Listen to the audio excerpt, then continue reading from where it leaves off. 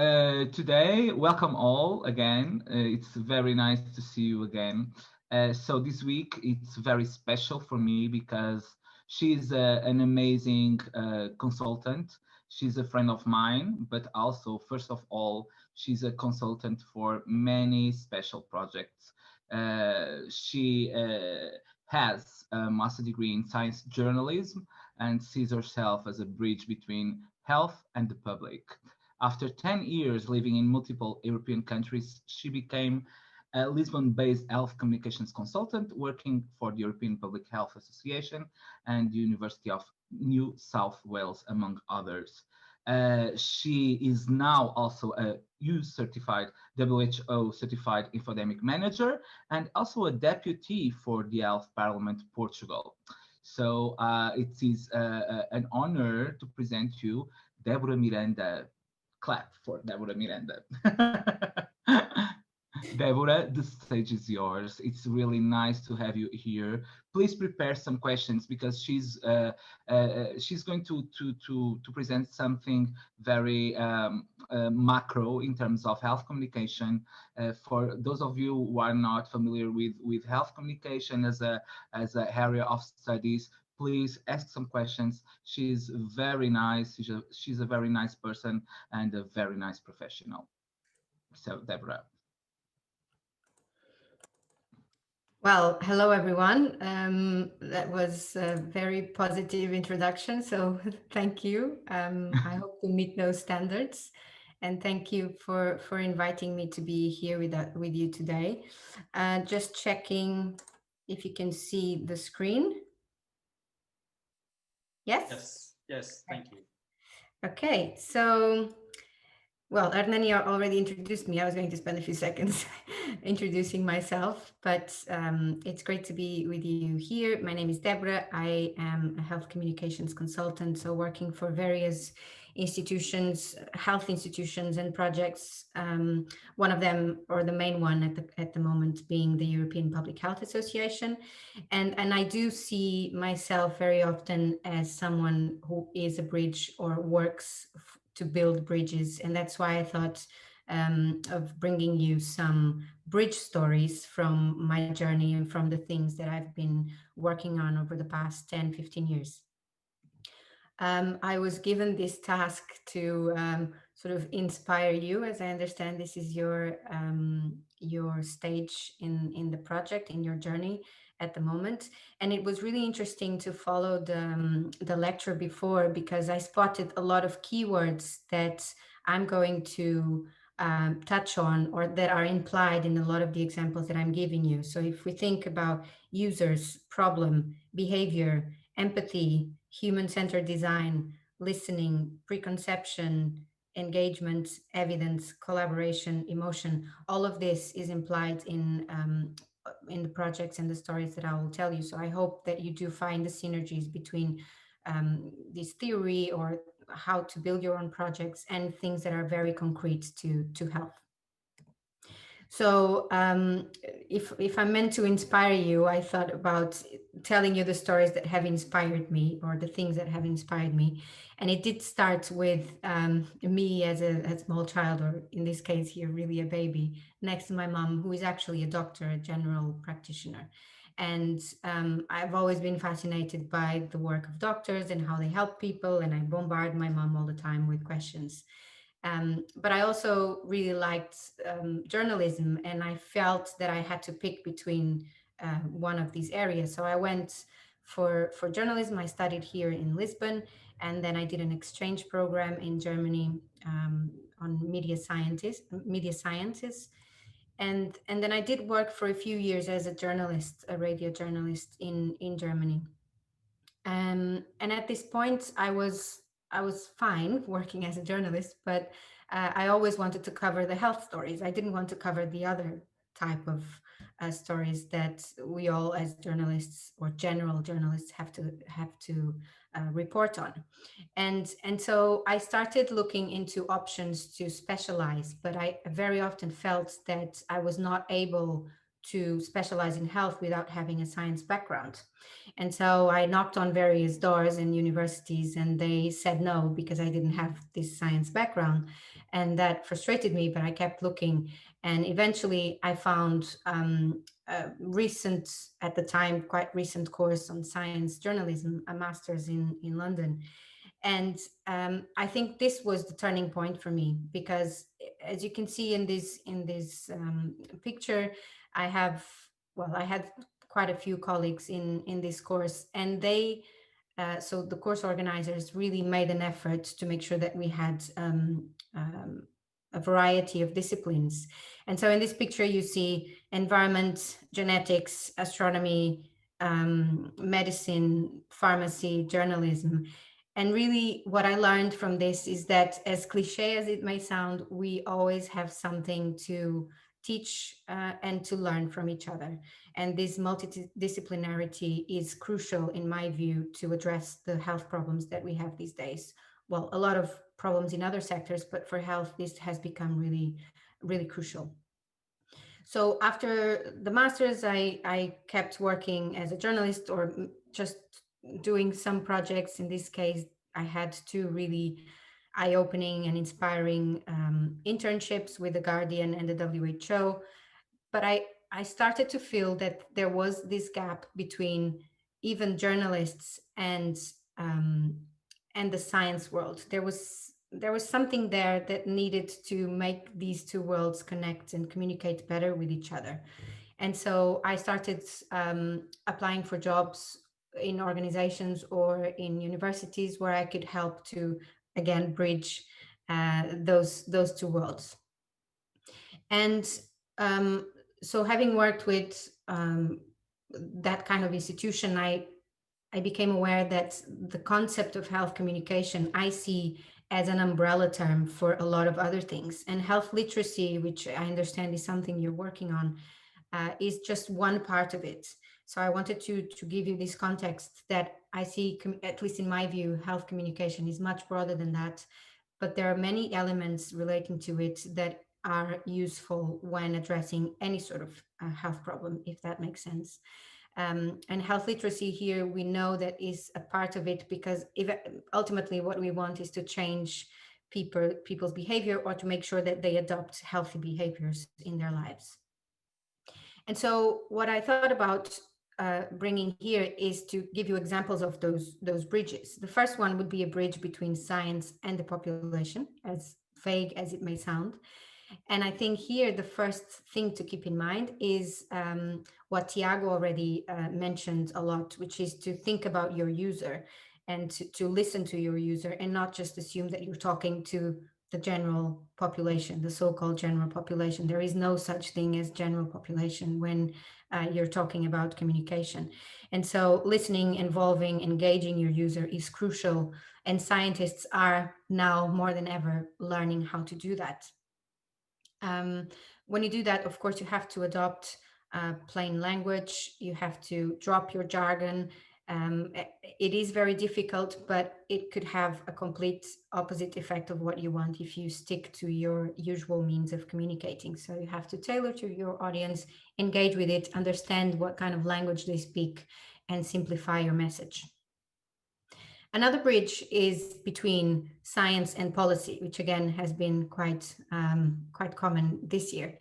I bring you an older example of one of the projects I worked on in malaria research. So I was working with the London School of Hygiene and Tropical Medicine, and this was a really large research consortium with many different studies in many different countries. And we made sure, also because of our funder, the Gates Foundation, having budget for it, we made sure that the research findings did not just sit on someone's desk. They were actually sent to the people that could put them into practice. In this case, policymakers. So not only we would develop policy briefs in different languages, bring them to high-level meetings in Geneva or wherever, and most importantly, we went to the countries that were experiencing these malaria endemics, and gave them the results of our research to see if they could put them into practice. But when we think about bridging science and policy, there is an element of behavior here that is also important for policymakers, because they're also people. And I like this slide from the from Simon Bacon, an expert in behavior change and chronic diseases at the World Congress on Public Health. And he mentioned, or he highlighted the criteria that we need to change people's behavior. Knowledge is not enough. We need to look at people's motivations and confidence, to apply that knowledge for change. And then he gave this really interesting example that here you look at three different state leaders. All of them had access to the same knowledge, but their motivations and their confidence to apply that knowledge into the policies in their own countries was different. And that's why you ended up having different policies, which in turn affected a lot of us, even if we were not living in those countries. Another bridge I really like is the bridge between people and people, because scientists, doctors, they're all people in the first place. And as Tiago also mentioned, we need to keep an eye on people's emotions and see what touches them. And stories are by excellence a way or means, an effective means to reach people. So as much as logic and science explain things, it is stories that persuade, and this storyteller or storytelling expert is quite a good inspiring example for that. You saw a lot of examples of how stories made a difference in this very challenging year. So there is no point in talking about big numbers of COVID cases um, if you don't know what stories or what people are behind those numbers. And so news stories very often touch on the individual stories to explain the scenario or the wider story of big, often faceless numbers. Another bridge I'd like to point out is the one between health workers, not just doctors, and their patients. On the one hand, you have the doctors that are very often criticized for not having the time or the skills to communicate properly with their patients. And here is where empathy comes in as a very important skill that we can all practice and learn how to do.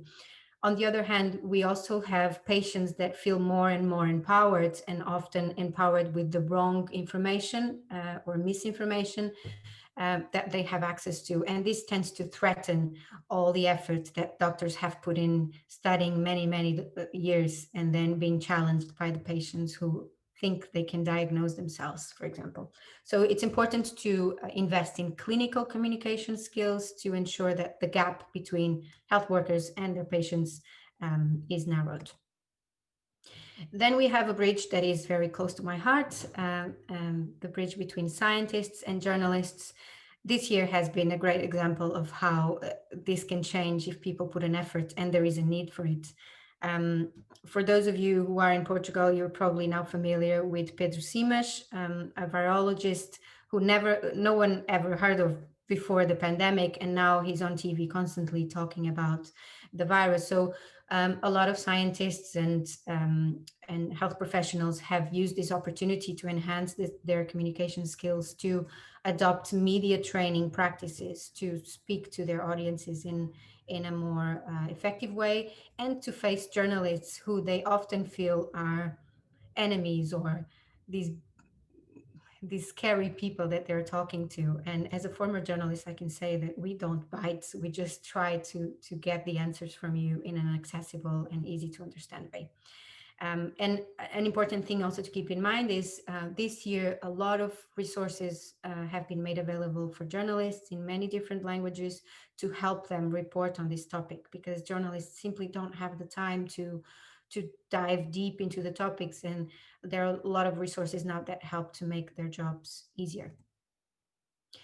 A bridge between research and society, which is different from research and policy that I spoke about earlier. I think this is very important, and again, it's becoming clearer this year that research cannot just stay in scientific papers. Researchers feel that it's their duty also to disseminate it beyond the scientific community. So, three main reasons for disseminating research. First, transfer knowledge to society, who also deserves to know about it. Academics themselves feel that there is a benefit in this, in disseminating research because it could raise their profile. Sometimes it even leads to more funding for future projects. And ultimately, it is ethical to give back to the funders, in this case, or in many cases, the taxpayers that have funded the research. Again, two examples from the work that I've been doing. One is a project, a research project to to address antibiotic resistance in Indonesia, which is, I'm sure a lot of you know, the next big public health threat that we are facing, and nobody is really talking as much as they should about this topic. And we do go to Jakarta to meet with pharmacy associations, with Ministry of Health level people to discuss the intervention design before we actually go into the field. So we make sure that what we're doing research wise is actually going to be useful and applicable in the field in the future. And the second example is also one from our malaria research work, where a colleague of mine, a chemist who was very used to just working in a lab, realized that it was important for her to disseminate the results of her work. In this case, work on poor quality and fake drugs. So obviously, it was no topic to just stay in the scientific community. A recent example of this type of bridge, so between research and society, is what you read a lot more in the news these days, that a paper has come out, a new study was published, and doctors are commenting on this new study. So you see more and more research being disseminated with the help of the media, but this is not the only way to do it, and that I wanted to highlight that as well. And quite interestingly is what we're seeing now with the vaccines. A lot of this type of developments used to be just hidden or seen as boring in the backstage of health and pharma.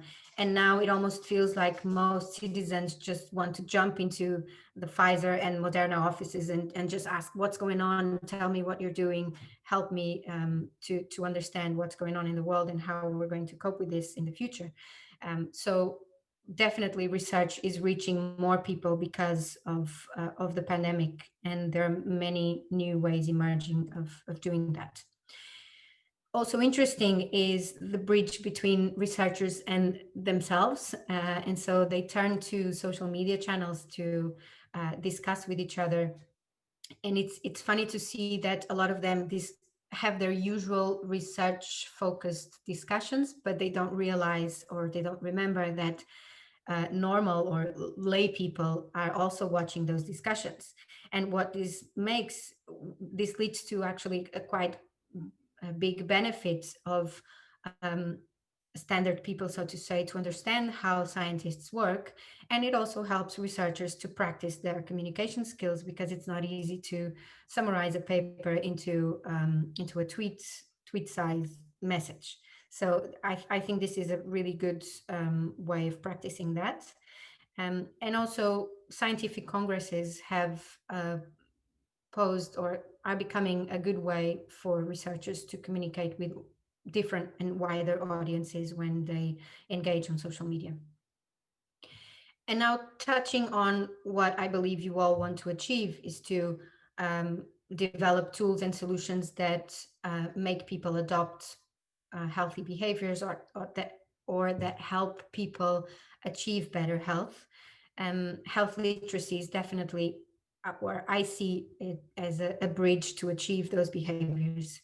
And so it's not just important to have information that is easy to read, but also it must be well understood. And once you understand that message, you need to feel empowered and equipped to say, okay, I'm going to make a decision for my own health based on this information. And that's why it's so important that the information is accurate. But in order to achieve those behaviors, we need to remember that there is also a big gap between knowledge and behavior, as we saw earlier. So it doesn't, it's not enough to have the knowledge. You remember from the state leaders example that you need to also address the motivation and the confidence and the emotions of people to adopt those behaviors. In these quite busy or messy slides, I just wanted to give you a sense of when you think about chronic diseases, there are a lot of different factors in different dynamics that affect how people deal with their chronic illnesses, and even the factors that lead to people having or being diagnosed with a chronic illness. And that's why it's just impossible for us to ignore all the biological, behavioral, psychological, and social factors that address these people. And on top of all of this, or I would say to illustrate all of this, we are currently living in what has been called an infodemic. You may have heard this new concept, and it's something that is it's new, but it's also old in the sense that misinformation has been around for many centuries, and when public health emergencies occur, but we've never lived this in the digital age, and that's why it acquires a dimension that no one has ever predicted. And I thought about bringing you this example because not only you need the tools to fight the epidemic, or in this case the pandemic, you need also tools that very often similar to those to fight an infodemic that is also very often invisible. Um, to remind you, or those who are not so familiar with this concept, it was first raised by the Director General of the WHO even before the pandemic was declared. So he said, we are not just fighting an epidemic, we are fighting an infodemic. Fake news spreads faster and more easily than this virus and is just as dangerous. So it basically means that there is too much information going on. Often it's false, misleading. Sometimes it's deliberately misleading. Other times, not necessarily in a deliberate way, but out of context, it just acquires a harmful effect. Um, and from infodemic comes this new research area of infodemiology, the same way we have epidemiology. And I just thought about showing you this slide to illustrate how those social, behavioral, psychological factors also impact the way you deal with this phenomenon. So we definitely need to take this on board. So, to close, I would say that the golden rule to address the problems that I understand you're now investigating before you jump into the solutions, to understand those problems, you need to listen, to empathize with your target audience, um, and most of all, to bridge or build bridges between the disciplines that are involved in those processes. And very often, those disciplines are a little bit hidden or invisible. So, if you look at the bridges that I presented to you today, plain language, advocacy, lobbying, storytelling, clinical communication, media training, research dissemination, health literacy. There are so many disciplines and stakeholders involved in this, from scientists to health workers, journalists, patients. Um, you cannot uh, you cannot overlook them or not listen to them if you want to achieve an effective solution. And very importantly, you cannot leave out the big digital technology players, and that's why even the WHO is now having very high level partnerships with Facebook, Twitter, Instagram, to make sure that they build synergies to address this common problem. We've never faced the problem that impacted us at the same time at this scale. So we need, as cliche as it sounds, it's never been more true that we need really to work together to fight this. So I hope these examples help you to think about your problems and your audiences. And I am very honored to be with this group and to I'm just available to answer any questions you may have. I also leave the invitation for you to join or to have a look at the European Public Health Association website. We work every year. Well, next year will be the third edition of the European Public Health Week in May. And I think that's a good opportunity for you perhaps to present the work that you're starting to develop now and to just engage with the public health community across Europe to uh, share experiences. And communication is probably going to be a hot topic within that week. So I leave you with that invitation. And thank you for listening.